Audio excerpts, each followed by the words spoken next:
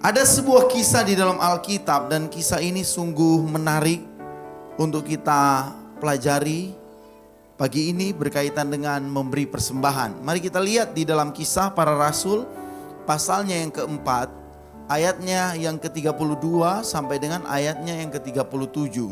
Firman Tuhan berkata begini, adapun kumpulan orang yang telah percaya itu mereka sehati dan sejiwa. Dan tidak seorang pun yang berkata bahwa sesuatu dari kepunyaannya adalah miliknya sendiri. Tetapi segala sesuatu adalah kepunyaan mereka bersama. Dan dengan kuasa yang besar, rasul-rasul memberi kesaksian tentang kebangkitan Tuhan Yesus. Dan mereka semua hidup dalam kasih karunia yang melimpah-limpah. Sebab tidak ada seorang pun yang berkekurangan di antara mereka. Karena semua orang yang mempunyai tanah atau rumah menjual kepunyaannya itu, dan hasil penjualan itu mereka bawa dan mereka letakkan di depan kaki rasul-rasul. Lalu dibagi-bagikan kepada setiap orang sesuai dengan keperluannya. Demikian pula dengan Yusuf yang oleh rasul-rasul disebut Barnabas, artinya anak penghiburan, seorang Lewi dari Siprus. Ia menjual ladang miliknya, lalu membawa uangnya itu dan meletakkannya di depan kaki rasul-rasul. Saudara yang dikasihi Tuhan, firman Tuhan ini di dalam Kisah Para Rasul itu memberikan pedoman atau menjadi inspirasi bagi pelayanan pekerjaan Tuhan, sehingga pekerjaan Tuhan bertahan sampai sekarang. Dan kalau kita lihat dan memperhatikan bagian-bagian firman Tuhan ini, maka kita akan menemukan bahwa setiap orang percaya pasti punya kesehatian dan pasti mereka sepikir, sehati dan sejiwa. Mereka punya fokus utama yang sama. Mereka punya pusat perhatian yang sama.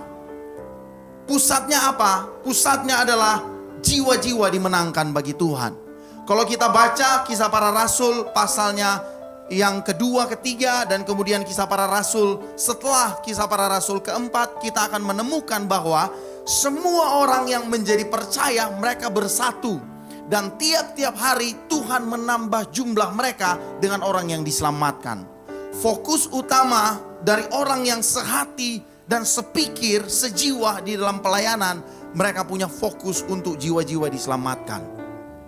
Metro Church Manado juga dibangun atas kesehatian dan satu jiwa, punya tujuan yang sama untuk memenangkan semakin banyak jiwa datang kepada Tuhan. Kalau saya bergabung dengan Metro Church Manado tahun 2006 itu saya ada. Jadi saya belum ada waktu Metro Church Manado lahir. Dan saya melihat sepanjang 17 tahun yang sudah lewat, saya melihat banyak jiwa diselamatkan. Waktu saya bergabung, kadang saudara, tim pelayanan di muka dengan yang hadir lebih banyak yang melayani daripada yang duduk. Itu tahun-tahun awal saudara. Dan kita struggle dengan, kita bergumul dan berdoa. Dan kita punya orang-orang yang bersatu hati untuk fokus kepada satu tujuan, untuk memenangkan jiwa semakin banyak orang untuk kerajaan sorga.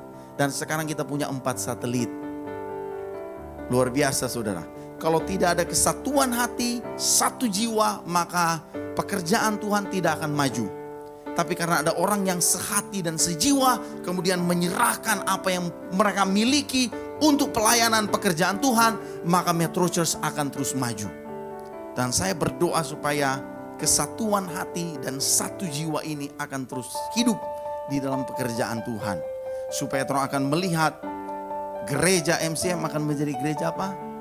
Generasi anak-anak yang akan membawa gereja ini menjadi gereja global yang punya world class. Dan kita sudah punya banyak next gen yang kita layani. Ada banyak orang di sebelah kiri kanan yang orang sudah kenal. Bahkan waktu baku dapa mereka begini, pastor, tanya, hah? Siapa kote ini? Kurang jawab gini, iya kenal muka, pastor MHK dulu. Ada Birman, kemarin saya tanya, itu siapa? Dia bilang, Kak, dia bilang kata dia Bapi MHK dulu. Sekarang dia sudah punya anak kecil. Saya bilang, oh luar biasa. Saya sudah kenal. Jadi pelayanan kita berdampak kekal saudara. Dan kemudian kalau kita punya satu hati, satu jiwa, Tuhan akan terus bekerja untuk melayani jiwa-jiwa. Persembahan kita bukan kita berikan kepada gereja ini saudara. Tetapi persembahan kita, ketika kita beri persembahan, kita memberi kepada Tuhan, kepada pekerjaan Tuhan. Supaya apa? Supaya banyak jiwa dimenangkan. Dan berilah dengan sukacita.